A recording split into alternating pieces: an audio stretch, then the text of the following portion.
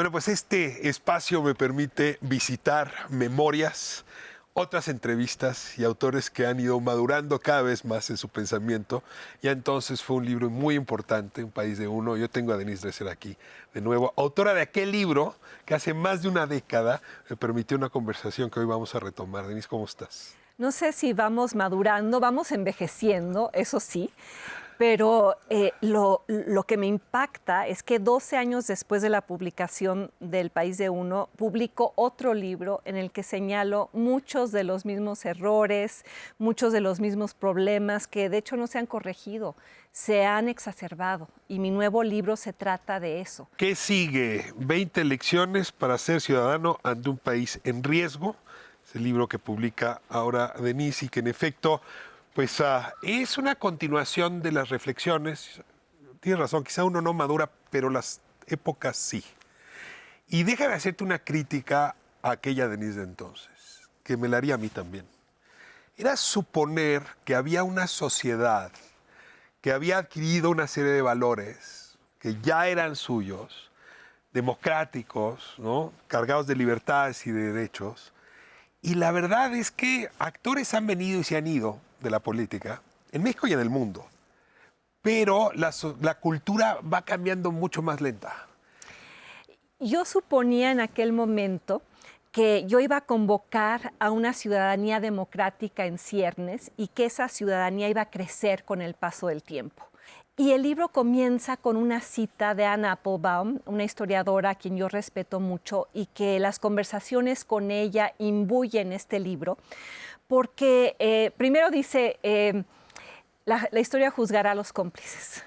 Y creo que hay muchos cómplices en este país que olvidaron lo que era la construcción de ciudadanía y las aspiraciones democráticas que teníamos y tenemos. Ahora, Denise, y segundo, muy rápidamente, ella dice que la democracia es como el agua de la llave, que uno piensa que siempre que la abres va a salir el líquido vital y no te das cuenta cuando alguien empieza a cerrar la llave lentamente y solo descubres que la democracia a la cual tú le habías apostado. Y yo escribí este libro a borbotones, con una inmensa pasión, Ricardo, porque sentía, yo soy de la generación de la transición, una transición democrática en muchos sentidos fallida, incompleta, epidérmica, podrás ponerle los calificativos que quieras, pero sí logramos hacer ciertas cosas. Y esas cosas hoy están en riesgo, y no solo por líderes políticos, sino también por periodistas, intelectuales, youtuberos, miembros de mi generación,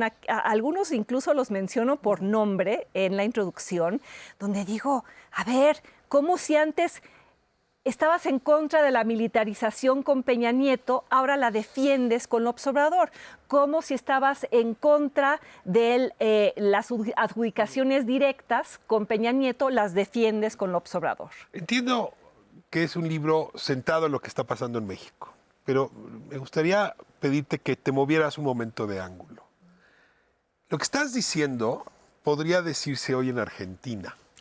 Podría decirse a unos pasos de la elección de Estados Unidos, podría decirse en Israel, incluso me atrevo a decir, se podría decir en Francia, se podría decir en Inglaterra. Entonces, a ver, de pronto me parece que está sobrevalorado el nombre del político, como si removiendo a ese político las cosas fueran a cambiar. No. Y lo cierto es que hay un fenómeno mundial al que Applebaum hace referencia.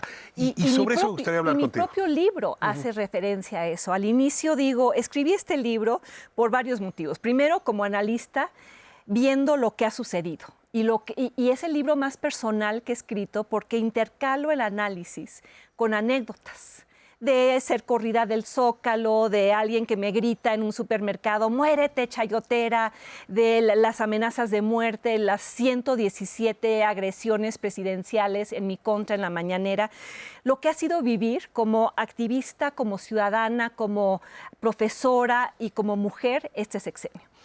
Segundo, lo escribí. ¿En ninguna administración te había tocado Jamás. tanto? Y tú que tienes tantos años de conocerme y quienes han leído El País de Uno, dirían, pues, no solo ha sido antilopsobradorista, en su momento le decían anticedillista, anticalderonista, antipeñista. Has tenido distancia con el poder siempre. Distancia crítica con el poder, creo que O eso sea, a es ti no te podrían acusar de haber recibido dinero del poder, de haber jamás. Y por trabajado. favor, o sea, yo sí quisiera aclarar que chayotero es el que le pagan para que hable bien del gobierno, no el que habla mal del gobierno. Se ha resignificado, me acusan de chayotera por ser crítica de este gobierno, Ahora, que es absurdo. Esa Pero, misma palabra la podrías escuchar de inmediato en los Estados Unidos. por ¿no? supuesto. Los woks, Pero, en fin. sí, regresando a tu punto. Escribí este libro porque en el aula me di cuenta que estaba volviendo a enseñar política y gobierno de México como lo hacía en los 80s y 90s, donde para entender el país teníamos que transitar por la psicología personal del presidente. O sea, se estaba reconstruyendo la presidencia imperial. Y tercero, porque doy una clase de política comparada. Y en la literatura de los últimos 5 años, que acompaña a una realidad, hay un rechazo a la democracia, hay una erosión democrática, hay lo que se llama el democratic backsliding, y es un fenómeno La regresión democrática. que se está dando, como tú dices, en muchas latitudes, en Turquía, en Hungría, y el libro que intenta hacer una pedagogía democrática, porque algo que yo reconozco como un error, y cometimos muchos, los de mi generación, fue no hacer la suficiente pedagogía democrática. A ver, déjame detenerme ahí porque, digamos, cuando uno hace análisis o incluso ciencia política, pues tiene una serie de lentes para mirar la realidad. Y yo tengo la sensación que parte del enojo de lo que nos dedicamos al análisis de la ciencia política es que las cosas no resultaron como nos dijeron que iban a funcionar. Exacto. ¿No? En fin, le pasa muy seguido a los economistas, le pasa muy seguido a casi todos los científicos Nosotros sociales. pensábamos... Déjame y- irme a corte y regresamos a eso. ¿Sí? Estamos con Denise Dresser hablando qué sigue, gran pregunta, y luego 20 lecciones y una canción desesperada para citar. No, para ser ciudadano ante un país en riesgo. Yo no pierdo esa aspiración. No, estaba citando a Neruda, ¿no? Yo lo sé. Volvemos en un momento más. Estamos de vuelta con Denise Dresser, estamos hablando de qué sigue, este libro recientemente publicado en Aguilar, 20 lecciones para ser ciudadano ante un país en riesgo. Denise, déjame hacerte o dejarte una metáfora. Tengo la sensación de que algo pasó en México que se parece al hecho de sacar la pasta de dientes del tubo dentífrico y que ya no la puedes regresar. Es decir, hay cosas que de ninguna manera van a volver a pasar, para lo bueno y para lo malo. Pero te preguntaba antes de irnos a corte, si no será que estamos queriendo leer el futuro, que sigue, con lentes del pasado que ya no sirven. Hay cosas que yo ya no puedo predecir. En muchos sentidos, el gobierno del observador me parece regresivo en términos del ataque a las instituciones, pedir el voto popular para reemplazar a la Suprema Corte, combatir la transparencia, combatir los contrapesos, pero al mismo tiempo ha colocado, y eso lo reconozco, en el centro del debate público, esos temas que los gobiernos de la transición no encararon. Y él es el resultado. O sea, hay una... A ver, ¿cuáles serían esos temas? ¿El tema de la desigualdad en el centro? El tema del combate a la corrupción. Y yo diría también el tema de una democracia muy disfuncional, porque nosotros... Aristocrática, oligárquica. Bueno, elitista. Allá afuera hay 50 millones de personas para las cuales la transición democrática no significó absolutamente nada. Y yo llevaba 12 años criticando eso, diciendo, a ver, INE, ocúpate, partidos, sean más representativos, INAI, realmente sé responsivo. Lorenzo Córdoba, quítale el registro al Partido Verde. O sea, el observador es el resultado de toda una serie de errores del pasado. Insisto en esta paternidad responsable y por eso... ¿Causa o efecto de la Cuarta Transformación? Son causa... O sea, ¿López Obrador es causa o es efecto de la 4T? No, yo diría que es ambas cosas, pero también insertémoslo en la reacción a nivel global en contra de la democracia que acabó desilusionando a muchos porque incumplió lo que prometía. Enojo con las élites, Enojo con los con las partidos élites. políticos, con los intelectuales. Eso es en todo el mundo. En todo el mundo, pero a lo que está llevando es al surgimiento de populismos autoritarios de izquierda y de derecha. Y de líderes democráticamente electos que, llegando al poder, manipulan a las instituciones a las instituciones democráticas, o las colonizan o las estrangulan presupuestalmente para eliminar todo lo que les estorba, concentran el poder para perpetuarse en el poder y cambiar las reglas del juego para quedarse ahí, mientras argumentan que esta es la verdadera democracia y que la anterior era una farsa. Te pregunto si la manera de relacionarse hoy entre el gobernante y la gobernada, entre la gobernada y el gobernante, que ha cambiado de manera muy importante por las redes sociales, puede ser parte de la explicación de lo que está pasando. Es decir, si alguien puede dar una conferencia todas las mañanas, antes no se podía, por las redes sociales, si alguien como le hizo Trump con Twitter lo puede hacer, eso por supuesto. modifica. O sea, ¿por qué ha Ahora sido... estamos en la introducción del libro, pero tengo que decirlo. Pero ¿por qué es tan ¿Por qué ha sido tan seductora la oferta de López Obrador, a pesar de que va en contra de muchas de las aspiraciones democráticas, aspiraciones, no realidades, de nuestra generación o lo que estamos defendiendo para quienes vienen detrás? La apariencia de comunicación directa. A ver, capítulo 1. No te vuelvas porrista. Capítulo 2, detecta la propaganda. Capítulo 3, a terminar con el tlatuani o la tlatuani. El presidente López Obrador ha sido extraordinariamente hábil para capitalizar los errores, construir enemigos, polarizar y redefinir los términos. Para él y para sus seguidores, la democracia no significa lo que para ti o para mí o Montesquieu o Locke, incluso la Constitución mexicana. Democracia para él significa consultas populares, la voluntad del pueblo interpretada por él, significa transformación, no significa contrapesos, división de poderes, no significa transparencia, no significa protejamos al INAI. Y porque no hicimos pedagogía democrática, porque no explicamos qué era la democracia y cómo el ciudadano tenía que cuidar, que mantener abierta esa llave, por eso ahora es tan fácil cerrarla. Este libro justamente lo que hace es dar una serie de consejos, déjame plantearlo así, que leo algunos y se parecen a los que nos dan en periodismo, ¿no? O sea, cuando como periodista estás ante una información tienes que no volverte activista, no puedes volver porrista.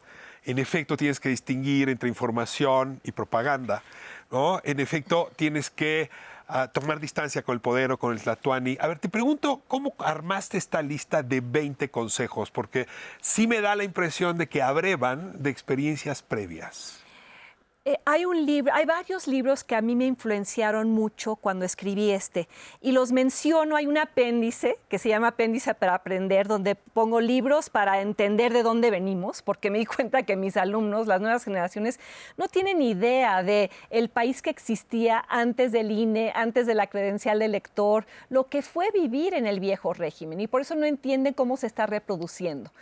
Pero en ese apéndice pongo libros para entender el contexto global de la erosión democrática, y hay dos, el de Anne Applebaum sobre la seducción autoritaria y uno de Timothy Snyder que se llama Contra la tiranía, porque tiene 20 lecciones, son distintas. Es cierto. Pero al leerlo... Sí, muy distintas, no habría ligado el de Snyder con el tuyo. Porque el suyo es muy breve, es muy conciso, pero cuando empecé a escribir, y por cierto escribí con mucha velocidad, o sea, el libro me salía de una manera intensa, rápida, sabía exactamente lo que quería decir. A la gente se le olvida, venimos de un régimen donde el gobierno controlaba las elecciones y donde ahora por austeridad republicana muchos piensan, sí, que no haya INE, que el INE regrese al gobierno, que muchas de las instituciones creadas repetían funciones y que había que meterlas, el Coneval al INEGI o el INAI. El ómnibus legislativo. Exacto, cuando precisamente porque vivimos el viejo régimen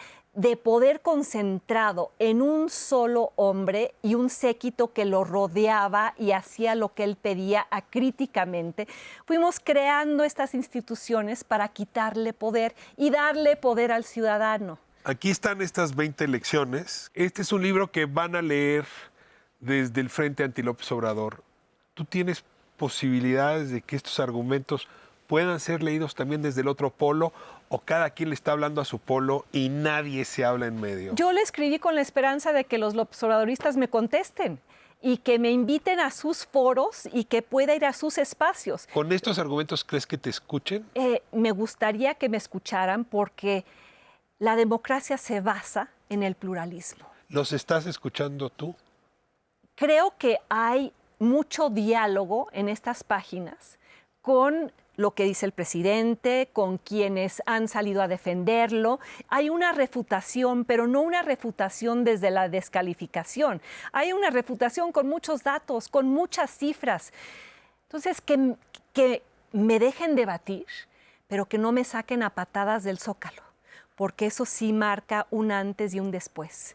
Marca el pluralismo que se está acabando y marca un presidente que además creó esta animadversión en mi contra por las 117 menciones en la mañanera. Tengo la impresión de que ya llegó el punto de la fatiga frente a la polarización. Si eso es cierto, quizá podemos regresar a conversar. Y incluso hay una advertencia a la oposición, muchas, donde digo, no repitas todo aquello que hiciste mal en el pasado. Y texto tu tango, dicen, se necesitan dos para bailar tango. Y no te vuelvas tú también el polarizador, el descalificador, el que dice chairo, morenaco. Reconozco que este es un país elitista y clasista y muchas veces la oposición ha sido elitista y clasista. Entonces, ojalá haya un punto de entendimiento y de encuentro. Es un libro que en efecto merecen leer ambos polos. Así lo deseo. Y bueno, todos nos estamos preguntando qué sigue, así es que si trae usted esa inquietud, no deje de leer este texto. Denise, pues nos seguimos viendo, espero antes de 10 años, pero quizá dentro de 10 años nos volvemos a encontrar para hablar de tus libros. Yo trato de escribir un libro a cada sexenio, entonces espero que antes del 2030 estemos conversando y ojalá y algunos temas sean ya parte de nuestra cultura, nuestra cotidianidad, felizmente. Denise Dresser, muchísimas gracias. Gracias por la entrevista. Regresamos al cierre musical de todos los miércoles.